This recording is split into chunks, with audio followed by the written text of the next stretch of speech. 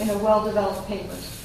مثلا إذا أعطينا مشكلة الاستنساخ البشري ميز ثلاث معنيين أو ثلاث مجموعات مختلفة معنية في المجتمع راح يكون عندها وجهات نظر مختلفة حول هذا الموضوع.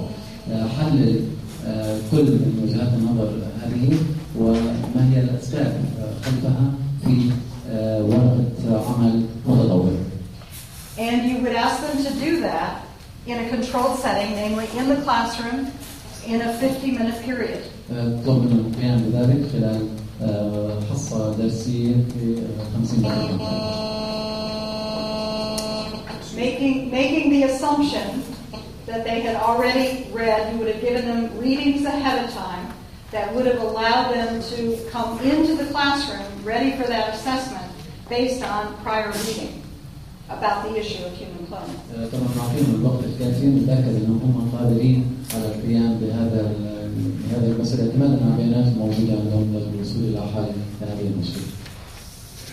This is one type of what we call performance-based or curriculum-based assessment. هذا أحد النموذج من الشيء الذي تقييم المعتمد على المنهج.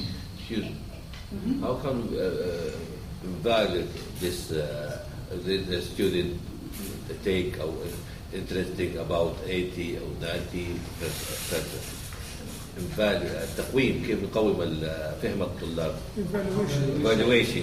How do we correct? Okay, yeah, very good. What you would do with this kind of an assessment is to have a rubric. And the rubric would have the dimensions of the assessment that you thought were the most important to rate the student on. So in terms of this one, you want to know, all right, can they identify 3 stakeholder groups and cite the perspective? That's one dimension. Number 2, have they been capable of analyzing the perspectives well? Okay, so that might be a second dimension. And number 3rd, how well organized and constructed is their paper? 3 dimensions. Within that, you might have a 4-point scale. Okay, and what does it take to get a 4 is going to vary by each dimension, and you describe that. What is a 3? You describe that. What is a 2 and what is a 1? I've found over the years that a 4-point scale works better than a 5-point scale in terms particularly of sort of bifurcating how strong the paper is versus it needing quite a bit of improvement. So that's helpful, in terms of it. And then, of course, over time, you collect examples. This is a 4 paper, this is a 3 paper, this is a 2 paper, this is a 1 paper, and you share those with students. So they then know how they will be assessed in terms of this particular type of assessment. Okay? Now, you also can use a product assessment. Sometimes what I just shared with you as the example of an activity makes a good performance-based assessment. If it gets at the outcome you're really going for. And notice in the last activity, it wouldn't fit, but you could have a product that might fit in terms of this. And then you would again have to have a rubric that would get at those dimensions of that product that you were particularly interested in. Question? Let him translate. Can you ask him to translate? Okay. Forget it. I'm sorry. I got tied up in this question. Can you translate that for every assessment of this type, لكل تقييم من هذا النوع there is a need to have a well-defined rubric. Rubric is a matrix that has dimensions and a rating scale attached to it. نموذج أو جدول. أي نوع من التقييم لازم يكون في عندنا نموذج محدد. Okay, and a rating scale. And for a dimension, a set of dimensions and a rating scale. ولازم يكون عندنا واضحة. And then beyond the rubric, there would also be examples وخلف هذا النموذج لازم يكون عندنا في أمثلة of high, middle, and low scores. بيكون طبعا نتائج أو محصلات عالية متوسطة ومنخفضة. And that ultimately students would have copies of those high, middle, and low scoring papers, أكيد الطلاب راح يكون معهم نماذج من هذه الأوراق as well as a copy of the rubric. وبالإضافة لنسخة من النموذج. So they would know how they would be assessed. بهذه الطريقة راح يعرفوا كيف تم تقييمهم. Was there another question? Did you have questions? يعني هي تحدثت بس عن يعني التفكير الناقد وأعطيتنا أمثلة عليه يعني حتى في تحديد المحتوى. Yes. هل المنهج بس من خلال هذا المدخل مدخل التفكير الناقد ممكن المنهج كان يبنى بس من مدخل واحد؟ Can we build the whole curriculum depending on only one curriculum? No. This is an example for you. You know, if I were working with you over months, we could build an entire curriculum framework. But because we only have a limited period of time, I thought it was better to give you a slice all the way down, from goal through outcome, through activities, through instructional strategies, down to assessment. طبعا هذا مجرد مثال. أنا لو عم أشتغل معكم 4-5 شهور كان ممكن نبني منهج متكامل، لأن فقط أنا عم بعطيك شريحة. But this kind of process, your question is a very good one. This kind of process you would need to do with every goal that you have conceptualized for your gifted program. You want to translate that?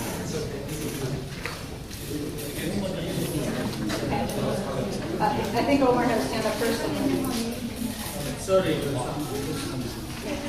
Why you go from goal to outcome? It was on an earlier slide. We went from goal to outcome, right? Those two always go together. You start with a goal and then you go to your outcomes.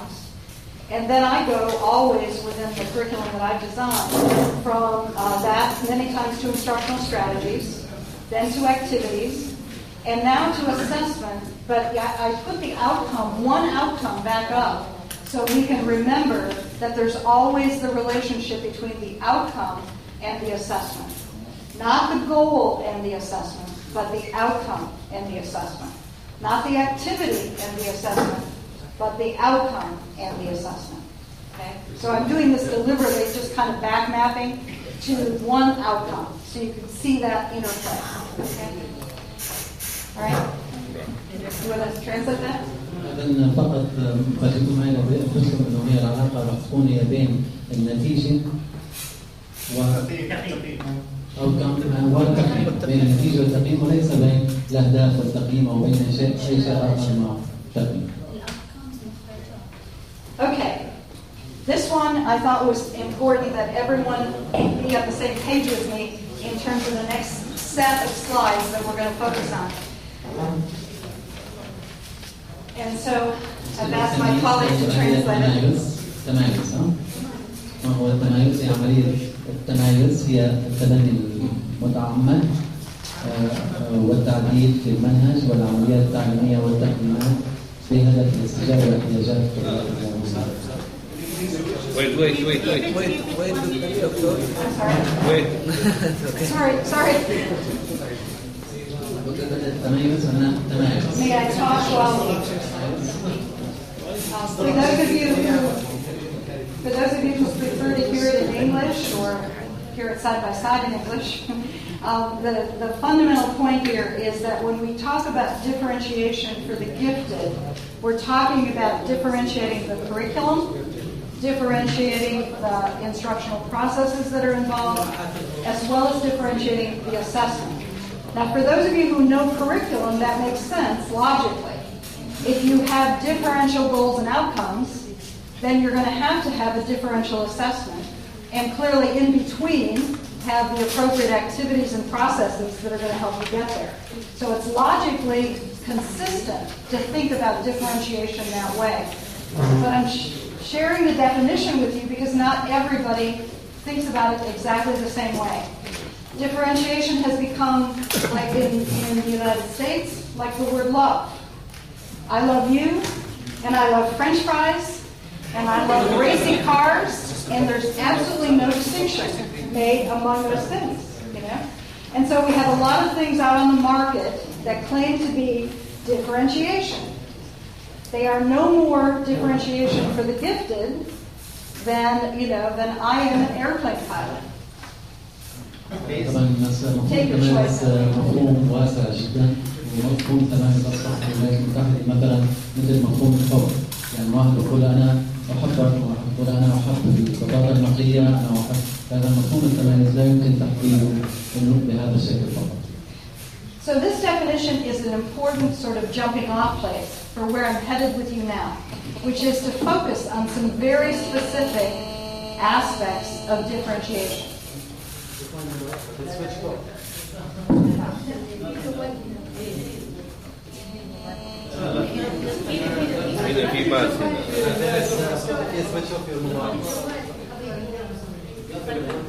Please, Dr. Please. You want to read that one for them? الثانية هو المنهج المناسب للموظفين. أن المنهج يجب أن يكون متقدم ومتسارع معقد بعمق فيه عمق هذا الإنزال خلاق غير ملموس يعني شيء يسهل التفكير. خلاق يعني إبداع. إبداع. كرييتيف. بمعنى التحدي. شامل متحدي في نفس الوقت. كان تحدي غير متجمع. They can not different. It's another. Well, there's a statement except for challenging. I don't think he has challenging up there, does he? Okay. Yeah. I deliberately dropped out challenging so that we're going to focus on 5, as opposed to 6. Okay? Just, yeah. Because we're going to go through these and talk about them in greater depth and detail. Conceptual يعني. I'd like to speak in Arabic. أستاذ الكريم إذا سمحت يعني أنا بحكي باسمي وباسم الإخوان اللي بيأيدوني رأيك مع الاعتذار الشديد للمترجم أرجو أن نستخدم العربية لأنها حقيقة تضيع المعنى. هذه الترجمة لا تتفق مع المعايير التربوية المعروفة على الإطلاق. أرجو أن نستخدم اللغة الإنجليزية فقط أو تترجم من قبل أشخاص يعرفون التربية. سوري. هذه الملاحظة بحكيها إذا ما حد تأيدني بحكيها بنفسي. بس أنا شخصياً يعني لديها I'm going to. This is just an overview, so you know where I'm going. Okay? Okay, let's go there. ما مشكلة الكلمة اللي ما صحيحة يعدلها أي عشان الناس اللي ما يعرفوا. الفاضلة أنا أتحرج حتى ما أسجل عليه أتدخل في شؤون الآخرين. بس دكتور في ناس هنا ما يجيدوا اللغة الإنجليزية. بس الترجمة خطأ يا أختي. عارفة أنا مدركة أن الترجمة خطأ. May we go on? Okay.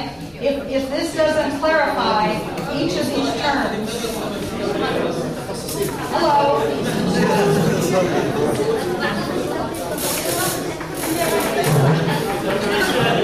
والله نبي نسمع ترى مساعة ما تتكلمون عن هذه الجانبية اللي ما ودي يسمع يقدر يطلع يا جماعة بس صدق نبي نسمع يعني ما بعرف نسمع زين هذه الجانبية. Go ahead.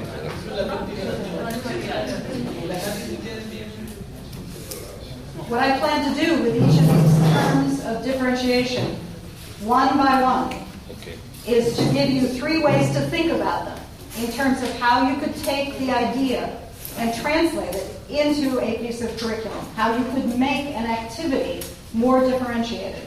Okay? I'm going to do that. Secondly, I'm going to share an example of this embedded in a differentiated activity for the gifted. Okay? And then thirdly, I'm going to give you a problem. And the problem will be at your tables to take these ideas and translate them into the solution to the problem. That's where I'm going.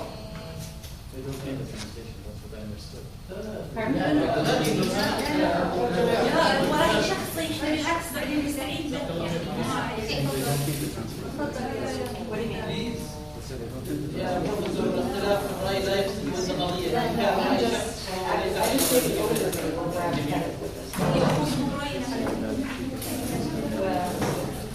Yeah, يا أستاذ حتى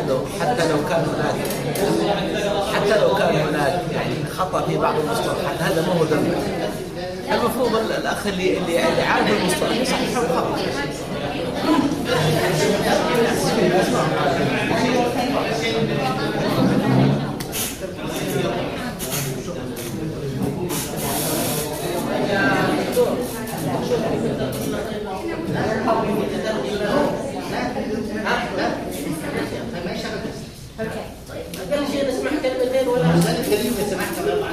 انا اعتذر من كل الاخوان كل راسي من فوق بس استخفاف بعقولنا هذا اذا كلمه غير ملموس تترجم غير ملموس وهي مجرد او مفاهيم لا يجوز معليش ممكن يعني مصطلحات يعني ما كل الاخبار بها احنا تربويين ممكن نفهمها عمرك سمعت غير ملموس. طب لو سمحت يا معليش يعني تلقي جزاه الله خير. هذا الموجود اذا بتقطع يعني قواعد يا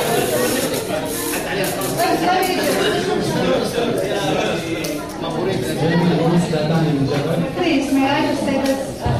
I'm speaking in English, I know, but hopefully I've conveyed what I feel.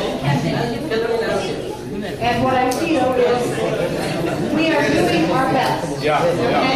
We are doing our best. He took his lunch hour today to translate into Arabic.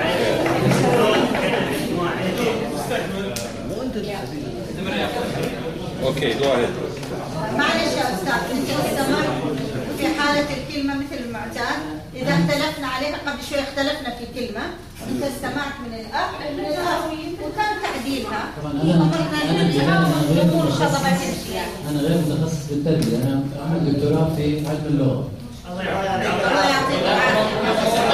أنا بالنسبة لي كلمة abstract كما أقولها غير ملموس بالنسبة لي تعني مجرد. فأنا ما عندي فرق بين غير ملموس ومجرد بالنسبة لي نفس الشيء. فأنا لما أقول غير ملموس المتخصص اللي بيعرف باختصاصه فبيعرف إنه غير ملموس تعني مجرد. ولو هو ما بيعرف مش مسؤوليتي.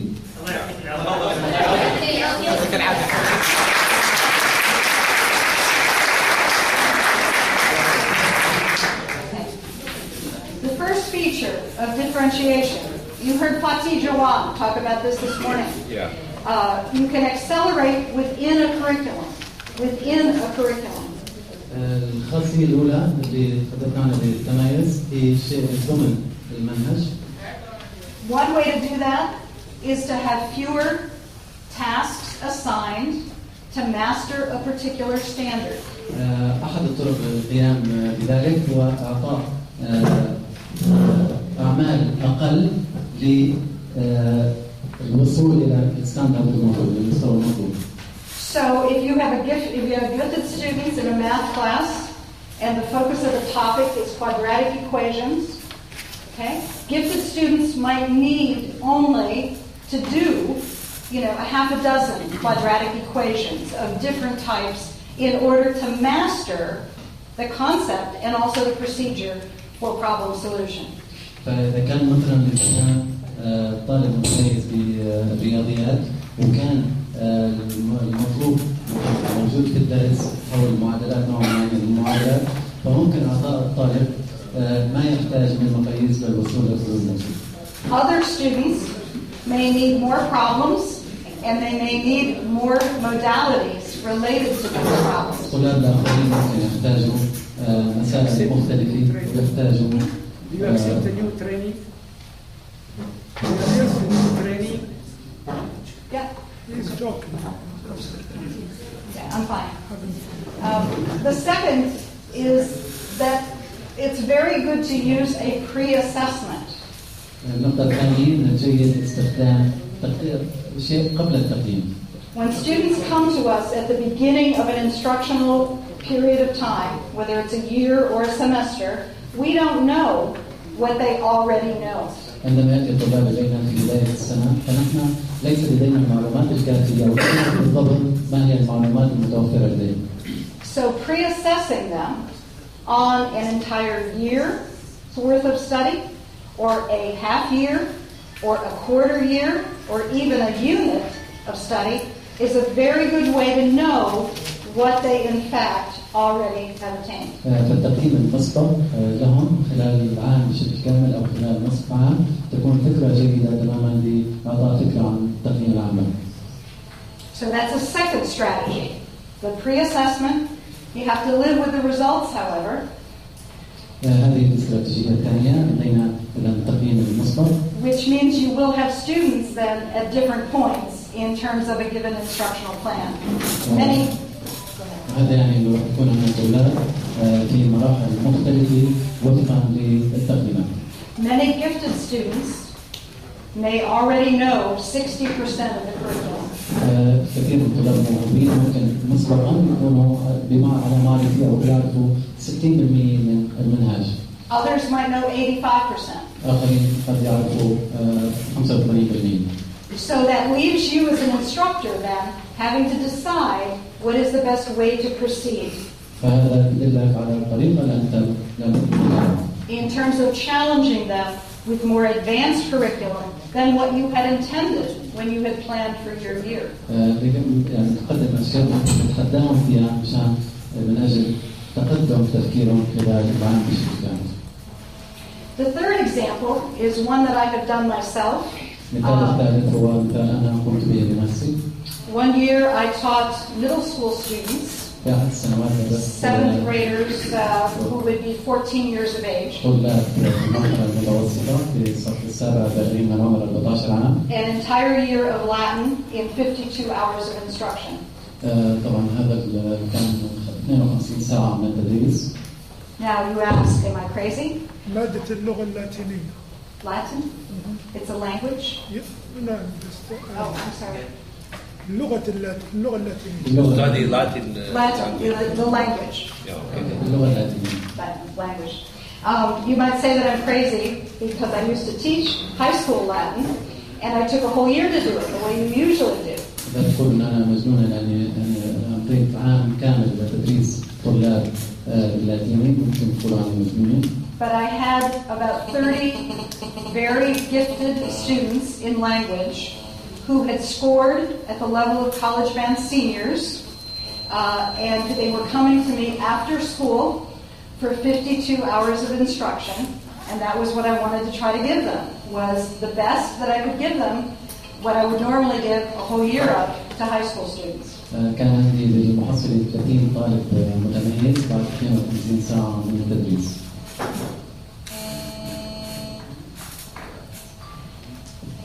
At the very beginning, it became clear that I could very easily cause them to no longer like Latin by giving them too much homework, by going through the text the way it was written. Rather, I had to say to myself, what are the absolute basic essentials that they must know in terms of learning this language?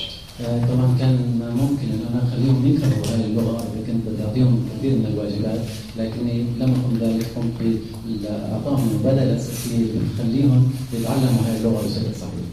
When I taught it in the high school, it took me 6 weeks to do what I did in 2 hours instructionally with these students and 2 hours of homework. اللي قمت فيه خلال 6 أسابيع استغرق مني ساعتين من إعطاء اللغات وساعتين من التدريس بتاعي. Because rather than taking a part-to-whole approach, teaching unit by unit, one gender, one case, one number, فبدلا من تدريس مثلا نقطة أو مقطع بشكل متتالي في الكتاب.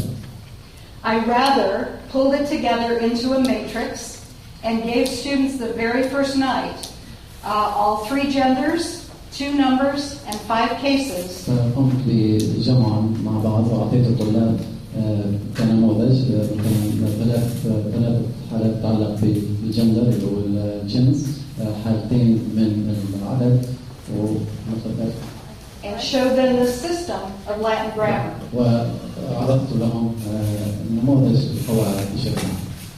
They went home and did translations, they did exercises, they learned the vocabulary. قاموا بالتمارين وتعلموا المفردات. They came back and I gave them a test to see what they knew. عادوا وخضعوا للامتحان، أعطيتهم امتحان لأعرف الذي يعرفونه. All but one student pass that test at the 85th percentile or higher in terms of all of that new material? For what, one student? One? All but one. All but one. 29 out of 30. Yeah, 29 29 طالب من 30 نجحوا بهذا الاختبار. في 85 percentile. 85th percentile or higher. Yes. كان معدل الأعلى هو 85%.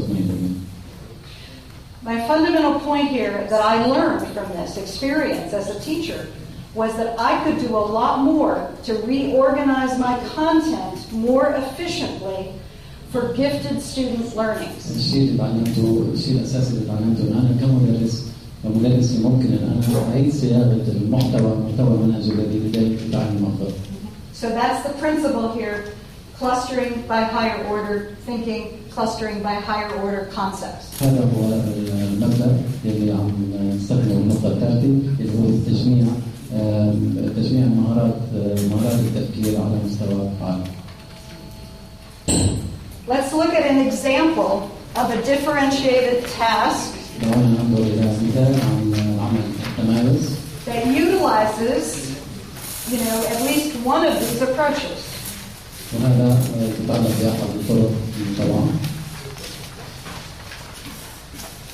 Phase one of utilizing acceleration within curriculum is to start with this idea of pre-testing what students already know. المرحلة الأولى لمسألة التسارع هي الفحص المسبق لمعرفة الطلاب ومهاراتهم حول الأخصائي. And this would be in the area of statistics, the topic. Okay? Once we get the results back, you begin to look at who your top students are on that pretest.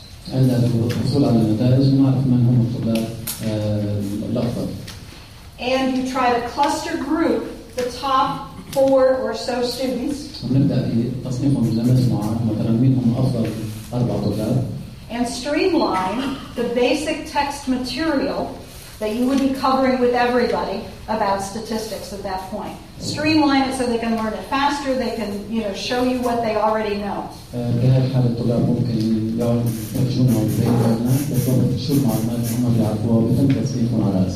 And this is also the place to fill in gaps, so that you want to make sure that, they might get 85th percentile, but you'd like them to be right up there at the top. So let's give them the information they need to have in order to get them there.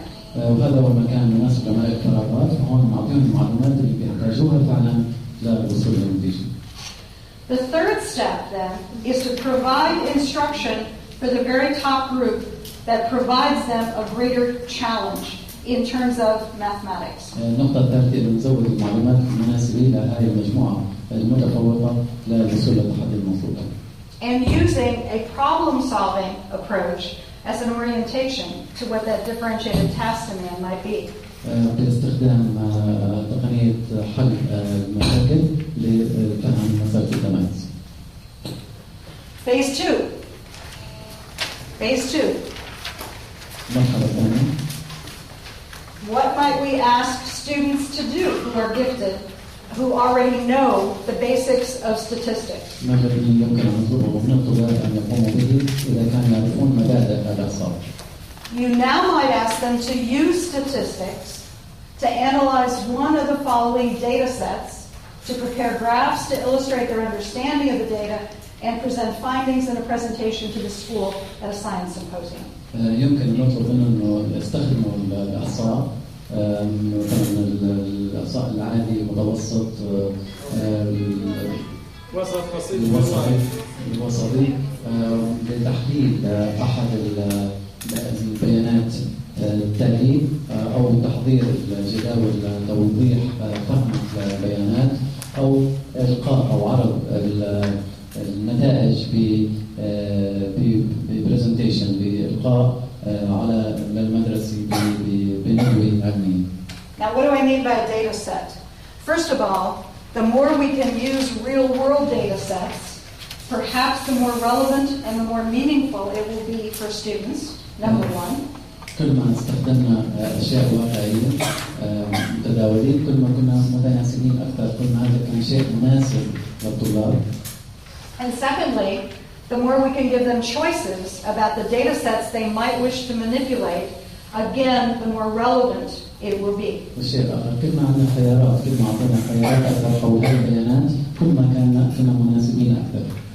These are 3 examples that you can give students of existing data sets with relevant websites. هاي 3 أمثلة ممكن أعطيها للطلاب مع مواقع إلكترونية مناسبة. Or you can also say, is there a data set you would like to explore that you already know something about, you've been to the website, this would be a data set you would like to analyze. ممكن نحدد شو هي البيانات المطلوبة وممكن نرشد الطلاب إنه هاي الموقع الإلكتروني اللي ممكن يساعدك على تحليل البيانات. That's phase 2. Now let's move to phase 3. ممكن ننتقل للمرحلة الثالثة. Remember what I said earlier. Good activities typically have with them questions to consider. Okay? سابقا أن الفعاليات الجيدة والأنشطة الجيدة دائما تحوي أسئلة مرافقة لها. So once they have analyzed the data set in terms of the aspects of statistics you want them to manipulate, بعد تحليل البيانات وفقا للإحصائيات المطلوب. And they have manipulated their graphs. وقاموا بشرح جداولهم. Now you want them to look at what they have and begin to look at another level of higher level thinking or critical thinking about the data. الآن نريدهم أن ينظروا إلى ما توصلوا إليه والنظر إلى مستوى آخر متقدم أكثر من البيانات. Asking them what they would predict for be the trend over the next several years. ممكن نسألهم ما الذي يتوقعوه سيكون الميل أو النظرة لبياناتك خلال 5 سنوات القادمة. How would they estimate it? How would they go about estimating it? كيف سيتم تقييمها؟ And what factors would influence it? وما هي العوامل التي ستؤثر عليها؟ Some that might be controllable and others that might not be. ممكن لبعضها أن يكون ممكن التحكم به وأخرى لا يمكن قد لا يمكن التحكم بها. So even getting them to think about chance factors that might make a difference in terms of predicting trends. طبعا هون في الحظ مكان حول مسألة التنبؤ. Okay. This activity is an example that takes you from looking at how you accelerate curriculum, but then what you do with it once you accelerate it. That allows for continued growth in understanding of the fundamental concept of statistics or the topic, but now using it in a more applied way and at a higher level of thinking and reasoning. هذا قد يكون مثال على التسارع لكن أيضا تسارع مع فهم الخطوات التي نقوم بها. A higher level of thinking and reasoning. وصلنا لمستوى أعلى من التفكير والتعليم. Now, it's your turn. It's your turn at your tables. Using the acceleration approaches that I talked about with you. Either fewer task demands to master the standard, a good approach to pre-assessment, or reorganizing the content according to higher level skills and concepts. Use any of those 3 and see what you can do with differentiating the measurement strand in teaching mathematics or the teaching of biology. Thinking about it in terms of organizing for gifted learners. Okay? So I've given you one that's more topically oriented in math and one that's more course oriented in science. باستخدام النقاط الثلاثة اللي تحدثنا عنها الآن نقوم بحل المشكلة الثانية. استخدام استراتيجيات التسارع. باستخدام استراتيجيات التسارع كيف تميز المقاييس في الرياضيات في تدريس علم الأحياء للموهوبين. And I think this one we have also in Arabic, so you can just look at the screen if you want to while you're working at your tables. Let me give you about 7 or 8 minutes to see what you can come up with at your table, either in math or in science. 7 or 8 minutes. I'll time you, don't worry. ممكن تلخص الخطوات الثلاثة. Yes. The first point has to do with mastering the standard with fewer activities. الأولى تتعلق بالالتزام بالمقاييس ضمن فعاليات أقل. تأكل؟ في عندك تعقيب عليه؟ التزام. What is required exactly now? Well, for that one, you would have to have your curriculum. That's why I'm giving you a pre-assessment example. You'd have to have your curriculum in front of you, and you'd have to see what it is you want the student to master in that curriculum, and then make the determination that gifted kids typically need half as many problems in order to master a concept. That would be true in any subject area. I'm using math as the easiest subject to apply. Okay. بدون منهج قدامك استخدم الرياضيات كأسهل شيء حاليا للتحليل. Okay. So that's one. The second is to do a pre-assessment on your entire unit of study. الثاني إنه نعمل تقييم مسبق قبل الدراسة. And the third is to reorganize الثالث هو إعادة تنظيم the important concepts and skills in your curriculum المفاهيم والمهارات الأساسية في منهجك at the highest level على possible. المستوى الأعلى منها. Okay? Those are the three options to get you started. Okay?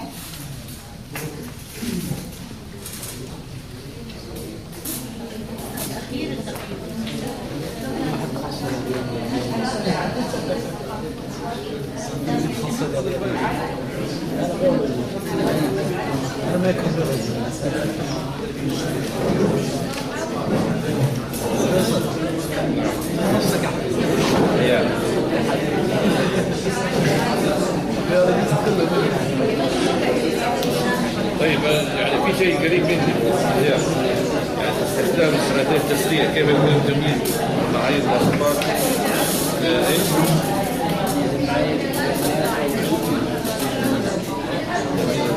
في الرياضيات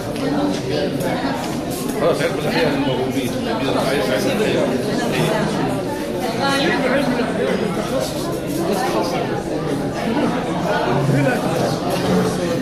طيب ناخذ الأحياء التسلية تعرف الأحياء الموهوبين. معنا واحد موهوب. يعني مثلا احنا عندنا منهج الأحياء منهج دولي. يعني الطلاب يأخذوا هذا الحظ هذا يأخذوه في المرحلة الابتدائية بسيطة. وبعدين يأخذوه في المتوسط يأخذوه في الثانوي أعمق. يعني إحنا استراتيجية التسلية لو وجدنا طلاب موهوبين ممكن نسوي له يعني ينتقل للمرحلة اللي بعدها مثلا يروح رابعة يروح خامسة يشتغل معه يكون سنة رابعة عادي ينتقل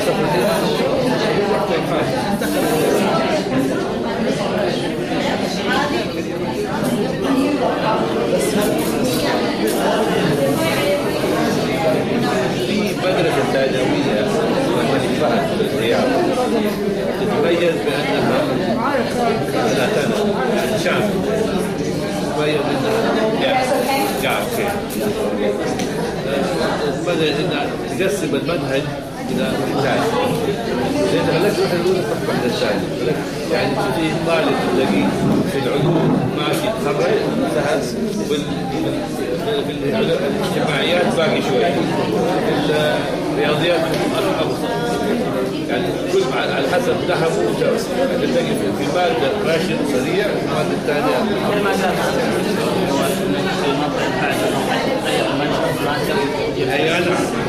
هو هذا يسمى استراتيجية التسلية.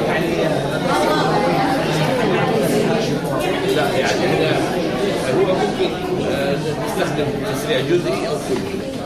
تسلية جزئي إنه مادة واحدة ينتقل كلي يختبر ينتقل يصير طبعا سلبيات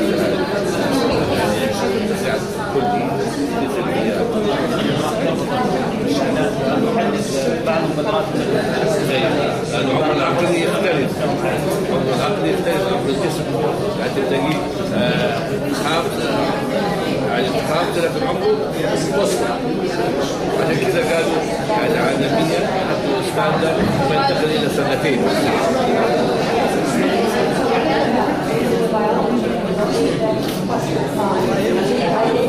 يعني جزء كويس لو عندنا معلم بس لازم نسوي اختبار.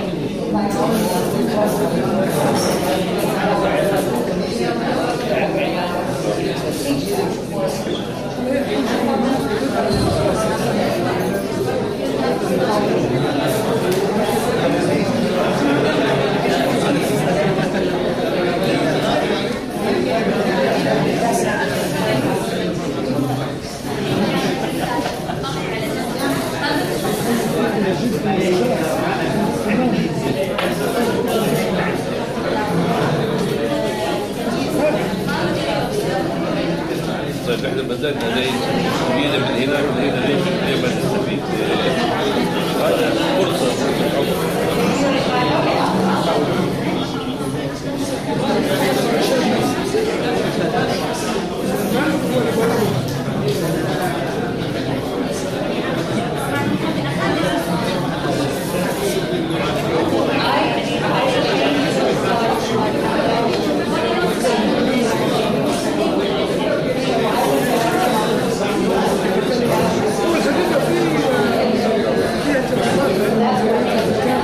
ظهر الجيران ظهر الجيران الواحد يسوي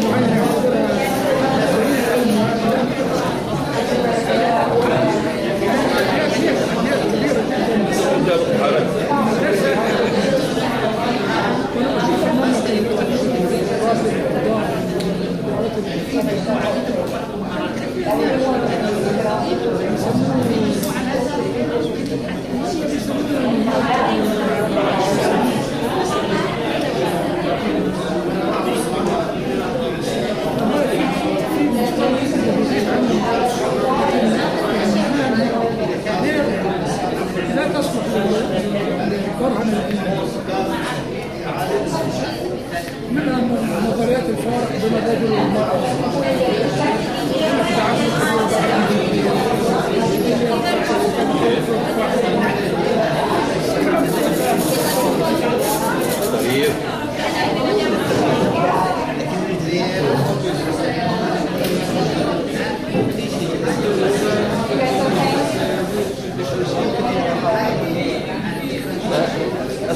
يعني الإنسان طبيعة ما يحب التغيير والتغيير يعني تستقر لهذا يعني الصفات البشرية يعني كثير أو من التغيير هي مصالح شخصية في حاجات لابد من التغيير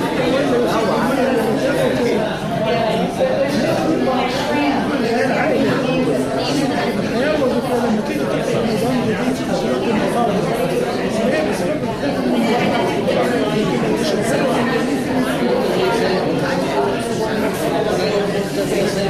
هي بسبب على وضع زي الأنظمة التعليمية المطورة والمناهج والمستمر راحوا ضحايا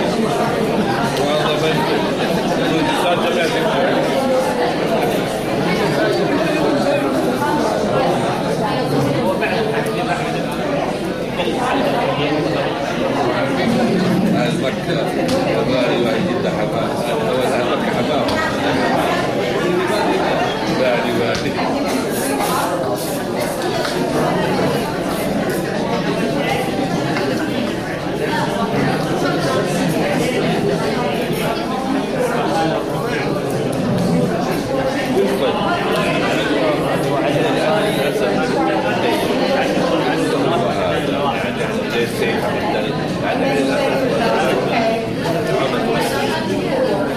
عمل فرد يروح الفرد يروح المجتمع زي التقويم الشامل راح هذا فكر حدوثك زي التقويم الشامل راح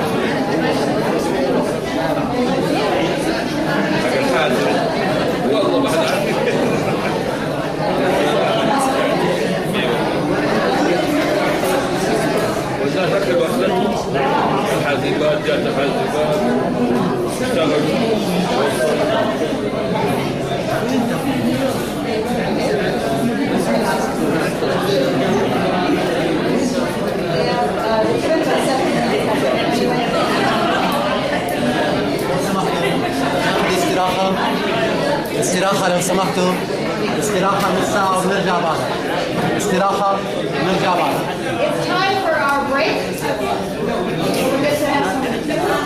We'll come back and debrief after the break. Okay.